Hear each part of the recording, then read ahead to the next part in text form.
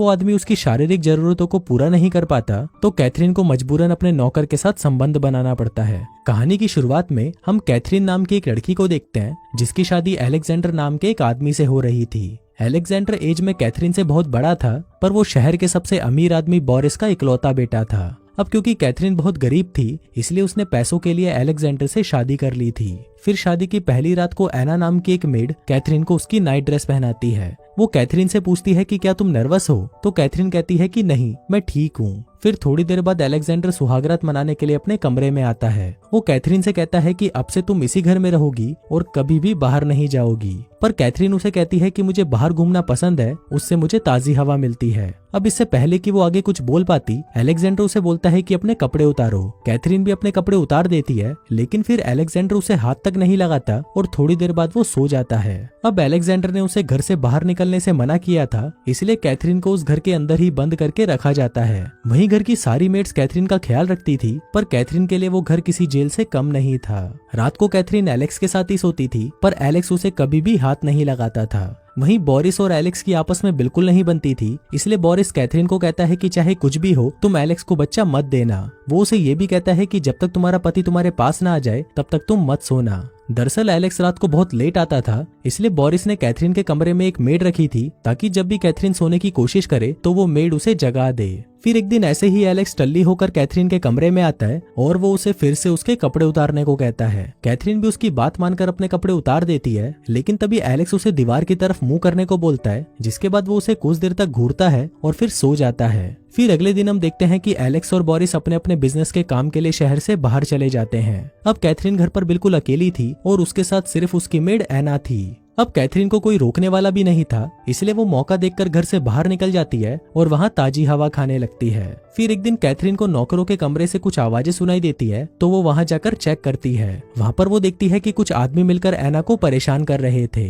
वो सभी उसी घर के ही नौकर थे और उन्होंने एना को ऊपर बांधकर लटकाया हुआ था। तभी उसमें से सैम नाम का एक नौकर कहता है कि हम तो बस एना का वजन चेक कर रहे थे। कैथरीन तुरंत उसे एना को वहाँ से उतारने को कहती है, लेकिन इसके साथ ही वो खुद भी सैम की तरफ अट्रैक्ट होने लग जाती है। फिर अगले दिन कैथरीन सैम को अपने कमरे में मिलने के लिए बुलाती है, जिसके बाद जब सैम उससे मिलने आता है तो पहले तो कैथरीन उससे डरकर उसे अंदर आने से मना कर देती है और उसे इस घर से जाने के लिए कहती है, पर सैम उसकी बात नहीं सुनता और वो कैथरीन के साथ जबरदस्ती करना शुरू कर देता है। फिर थोड़ी देर बाद कैथरीन को भी ये सब अच्छा लगने लगता है, जिसके बाद वो दोनों वहीं पर ही इंटीमेट हो जाते हैं और इसके साथ ही उन दोनों का अफेयर भी शुरू हो जाता है। फिर अगले दिन जब एना कैथरीन को जगाने के लिए उसके कमरे में आती है तो वो देखती है कि कैथरीन के कपड़े नीचे जमीन पर पड़े हैं और वो बिना कपड़ों के ही सो रही है।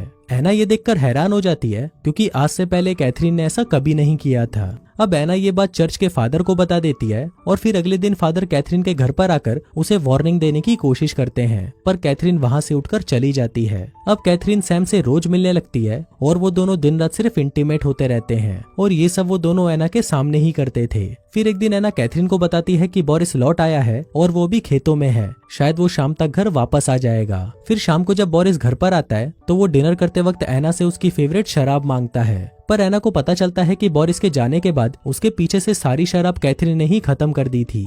फिर एन बोरिस के पास आती है और उसे कहती है कि आपकी शराब खत्म हो चुकी है। अभी सुनकर बोरिस बहुत गुस्सा हो जाता है और वो एना को डांटने लगता है और सजा के तौर पर उसे जानवरों की तरह चलने के लिए कहता है। फिर अगले दिन बोरिस को भी कैथरीन के अफेयर के बारे में पता चल जाता है, तो वो सैम को बहुत मारता है और उसे घर के अंदर बंद कर देता है। फिर जब कैथरीन सैम को छोड़ने के लिए कहती है तो बोरिस उसे भी एक थप्पड़ मार देता है। अब इस बात से गुस्सा होकर कैथरीन बोरिस के खाने में जहर मिला देती है और दूसरे कमरे में बैठकर एना के साथ बातें करने लगती है। कैथरीन को पता था कि बोरिस दूसरे कमरे में तड़प रहा है, पर उसे इस बात से कोई फर्क नहीं पड़ता।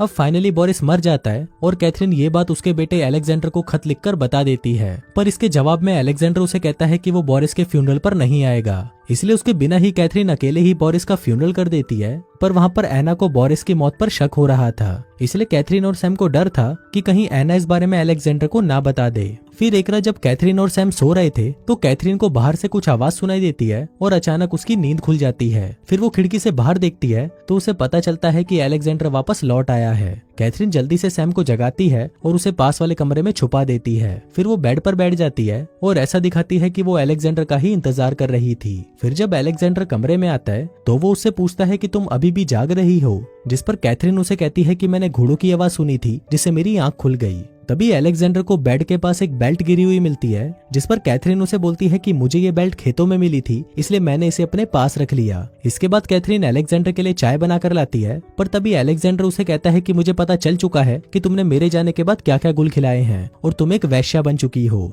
अब कैथरीन को ये सुनकर बहुत गुस्सा आता है और वो सैम को पास वाले कमरे से लेकर आती है और उसके साथ एलेक्जेंडर के सामने ही इंटीमेट होने लगती है। अब ये देखकर एलेक्जेंडर के अंदर का राक्षस जाग जाता है और वो सैम को वहीं पर ही कुत्ते की तरह मारना शुरू कर देता है। पर तभी कैथरीन पीछे से एलेक्जेंडर पर हमला कर देती है और वो उसे जान से मार डालती है। अब एलेक्जेंडर को मरा हुआ देखकर सैम बहुत ज्यादा डर जाता है, क्योंकि गलती से ही सही उन दोनों के हाथों एक मर्डर हो गया था। इसके बाद वो दोनों एलेक्जेंडर की बॉडी को खेत में दफना देते हैं और दूसरी तरफ कैथरीन उसके घोड़े को जंगल में ले जाकर मार डालती है, ताकि किसी को भी ये पता न चले कि एलेक्जेंडर कभी इस टाउन में आया भी था। अब इस इंसिडेंट के बाद से सैम बहुत ज्यादा डर गया था और उसकी रातों की नींद उड़ गई थी। वो कैथरीन को कहता है कि जब भी मैं अपनी आंखें बंद करता हूँ तो मुझे सिर्फ एलेक्जेंडर की ही लाश दिखाई देती है। पर इस पर कैथरीन उसे समझाती है कि मैंने ऐसा सिर्फ इसलिए किया ताकि हम दोनों हमेशा साथ रह सकें। अब इसके बाद से सैम और कैथरीन उस घर में ऐसे रहने लगते हैं जैसे कि वो प्रॉपर्टी उनके बाप की हो। फिर एक दिन हम मारिया नाम की एक औरत को देखते हैं जो कि अपने बेटे जॉन के साथ कैथरीन के घर पर आती है।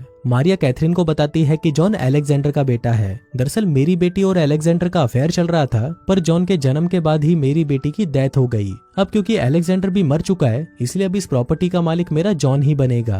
पर इस पर कैथरीन उसे बोलती है कि मेरा पति मरा नहीं, बस वो लापता है। अब इसके बाद कैथरीन को ना चाहते हुए भी उन दोनों को अपने घर पर रखना पड़ता है। पर इस बात से सैम को बहुत बुरा लगता है और वो उसके घर को छोड़कर वापस नौकरों के साथ रहने उनके कमरे में चला जाता है। दूसरी तरफ जब कैथरीन को पता चलता है कि वो प्रेग्नेंट है तो वो ये बात सैम को बताने जाती है, पर सैम ये बात सुनकर गुस्सा हो जाता है और वो कैथरीन को वहाँ से जाने को कहता है। फिर एक दिन कैथरीन किसी बात से जॉन को डांटने लगती है तो जॉन गुस्सा होकर वहाँ से भाग जाता है। फिर कुछ देर बाद सैम को जॉन एक झरने के पास बैठा हुआ मिलता है तो वो उसे उठाकर वापस घर ले आता है। वो मारिया से कहता है कि जॉन झरने के पास बैठा था और ठंड से मर रहा था, लेकिन मारिया उल्टा उस पर ही गुस्सा हो जाती है और उसे कहती है कि तुम्हारी इस घर में आने की हिम्मत कैसे हुई। अभी सुनकर सैम चिढ़ जाता है और वहाँ से चला जाता है। कैथरीन भी सैम के पीछे जाती है और उसे मनाने की कोशिश करती है, पर सैम बहुत जिद्दी होता है और वो कैथरीन से कहता है कि मैं यहाँ से चला जाऊंगा, पर कैथरीन किसी तरह उसे यहाँ पर रोक लेती है। फिर इसके बाद कैथरीन मारिया के पास आती है और उसे कहती है कि जॉन का मैं ध्यान रख लूंगी और तुम सोने चली जाओ।